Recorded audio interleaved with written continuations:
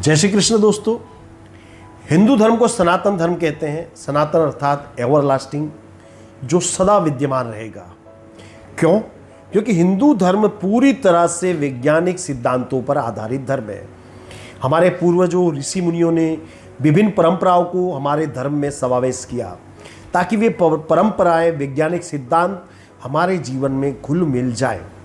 आज बहुत से लोग इन परंपराओं के पीछे जो वैज्ञानिक सिद्धांत हैं उनको नहीं जानते, इसलिए उन परंपराओं का वो मजाक उड़ाते हैं, उन्हें अंधश्रद्धा कहते हैं। तो दोस्तों, इस वीडियो में मैंने विनम्र प्रयास किया है कि मैं आपको बता सकूं कि हिंदू परंपराओं के पीछे का वैज्ञानिक सिद्धांत क्या है।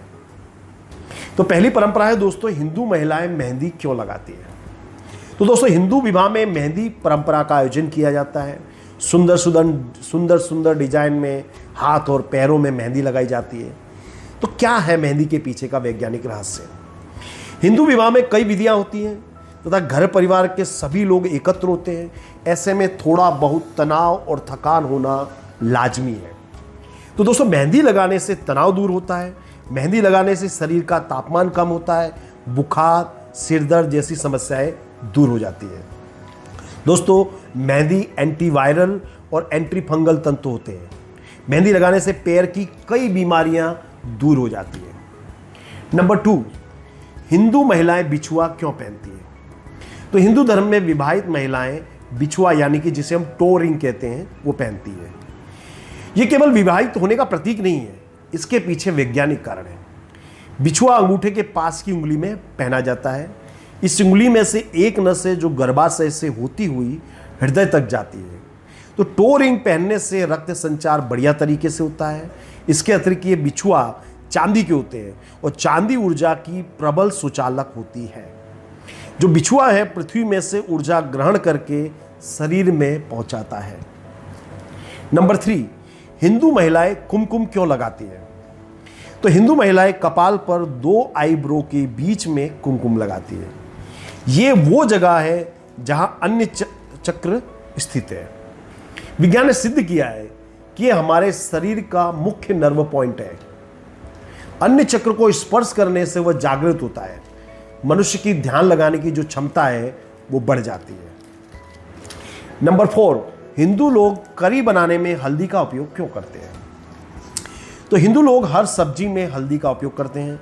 विज्ञान ने सिद्ध किया है कि हल्दी में एंटीऑक्सीडेंट तथा सूजन को कम करने वाले बहुत से तत्व होते हैं।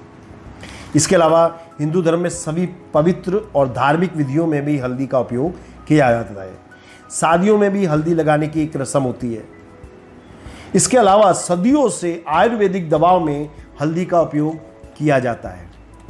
आज भी कैंसर, अल्जाइमर, डायबिटीज, आर्थराइटिस जैसी बीमारियों के इलाज में हल्दी का उपयोग होता है। नंबर 5, भारतीय महिलाएं ईयरिंग क्यों पहनती है।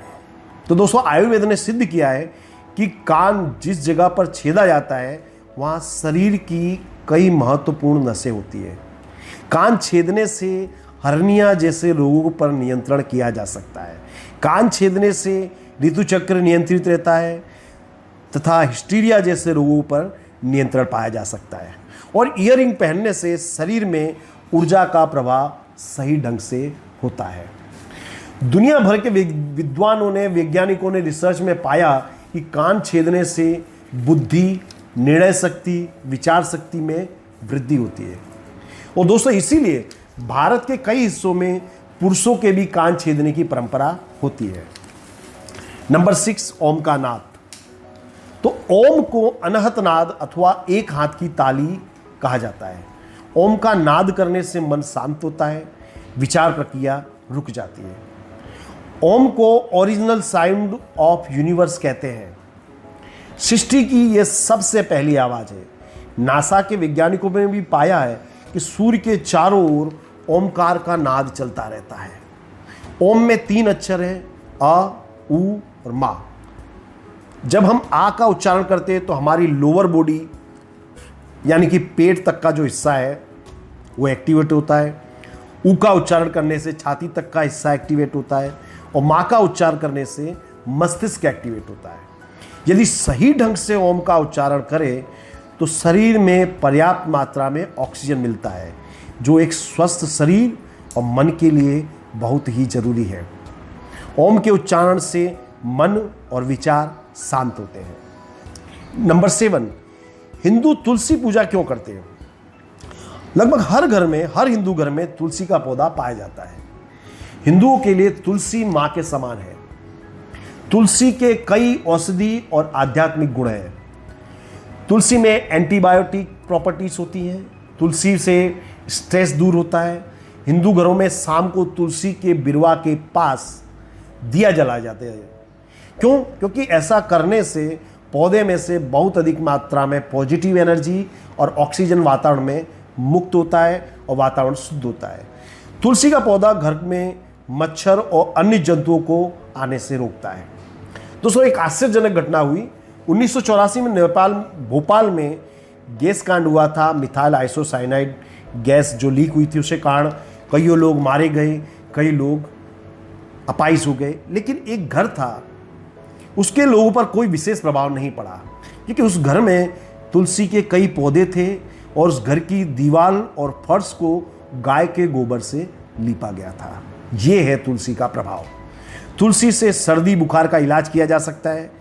तुलसी का हर रोज प्रयोग करने से बीमारियां दूर होती हैं और आयुष्य में वृद्धि होती है। तुलसी का पौधा सांप जैसे जीवों को भी घर से दूर रखता है। नंबर 8, हिंदू लोग पलाठी मारकर भोजन क्यों करते हैं? हिंदू लोग पलाठी मारकर भोजन करते हैं। इस अवस्था को सुखासन भी कहते हैं। तो पलाठी मारकर बैठने से भोजन पचाने के लिए तैयार हो जाता है। शरीर में जरूरत के अनुसार पाचक रस उत्पन्न होते हैं। भोजन करते व्यक्ति आगे और पीछे होता है। तो ऐसा करने से जो सभी पाचक रस हैं सही मात्रा में उत्पन्न होते हैं। हिंदू भोजन की परंपरा। हिंदू लोग भोजन की शुरुआत तीखे चटपटे भोजन से करते हैं। ऐसा करने से शरीर में पाचन के लिए जरूरी एसिड और अन्य पाचक रस उत्पन्न होते हैं तथा भोजन के अंदर में मिठाई खाने का चलन है। मीठे पदार्थों में कार्बोहाइड्रेट होता है और शक्कर के कारण एमिनो एसिड ट्रिप्टोफैन का पाचन होता है, जिसके कारण सीरोटिन की मात्रा में वृद्धि होती है। तो दोस्तों, सीरोटिन एक न्यूरोट्रांसमीटर है जिससे हमें सुख का एहसास होता है, मन को तृप्ति मिलती है। इस प्रकार से जो पूरा हिंदू धर्म है, ये वैज्ञानिक सिद्धांतों पर आधारित धर्म है। यदि आपको सुखी समृद्ध होना है, जीवन को सही ढंग से जीना है, तो हिंदू सिद्धांतों को अपनाना होगा। जय हिंद, जय भारत।